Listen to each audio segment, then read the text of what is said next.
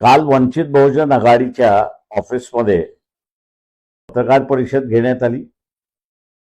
त्या पत्रकार परिषदेमध्ये जेफ्री एप्स्टीन, त्याच्यानंतर अमेरिकेबरोबर झालेला करारनामा आणि राफेल या संदर्भात भूमिका मांडण्यात आली। कालपासून अनेक जणांची विचारणा येत आहे त्या हा जेफ्री इन्स्टन फाईल काही आहेत याच्याबद्दल खुलासा करावा, जेणेकरून लोकांना कळेल। लोकांच्या माहितीसाठी हे सांगतो की जेफ्री इन्स्टन हा असणारा अमेरिकन नागरिक आहे। तो मुळातला इस्रायलचा आहे। त्याचे अनेक देशांच्या प्रमुखांशी संबंध आहे। गडगंच श्रीमंत आहे। त्याचं स्वतःचं असणारं एक बेट आहे आणि त्या बेटावरती तो श्रीमंत माणसं, राजकारणातली माणसं आणि इतर काही महत्वाची माणसं यांना खुश करत असे आणि खुश करताना लहान वयाच्या मुलं मुली यांनाही तो वापरत असे, अशी परिस्थिती आहे।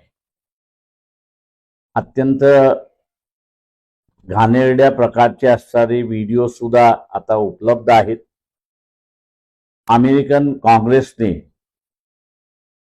या सगळ्या फाईल्स पब्लिक कराव्यात अशी भूमिका घेतली आणि एप्स्टन फाईल म्हणून आता ते ओळखले जात आहेत आणि टप्प्याटप्प्याने त्यांचं विवरण जे आहे ते लोकांसमोर आणल्या जात आहे।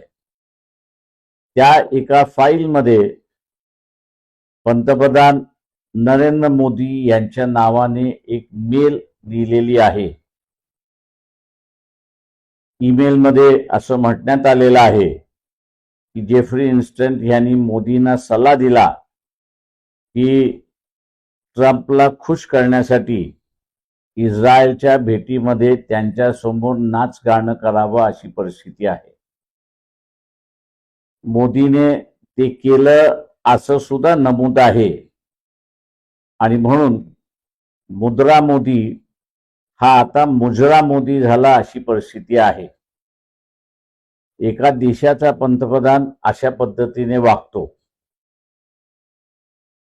त्या फाईल्समध्ये अजून काय दडलंय याची माहिती नाही, परंतु ज्या पद्धतीने तो लोकांना खुश करत असे त्याच्यात अधिक नरेंद्र मोदी यांच्याबद्दल माहिती आहे का याची शंका यायला लागली आहे। त्याचं कारण की त्यांनी अमेरिकेबरोबर केलेला करारनामा हा नुसता शेतीसाठी घातक नाही, तर भारताला त्यांनी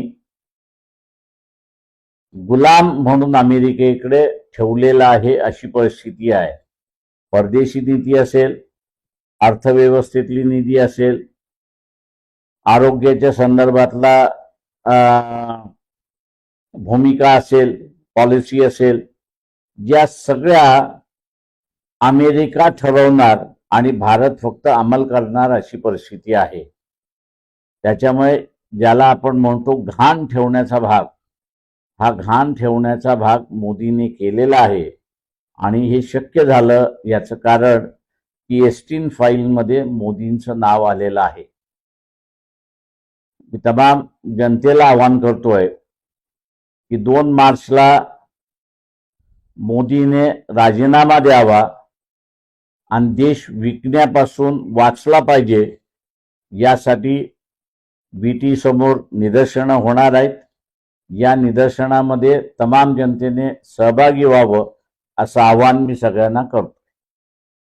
अधिक माहिती आपल्याला पाहिजे असेल तर आपण फक्त गुगलवरती एप्स्टीन फाईल असं टाईप करा, आपल्याला सगळ्या फायली त्या ठिकाणी वाचायला उपलब्ध होतील.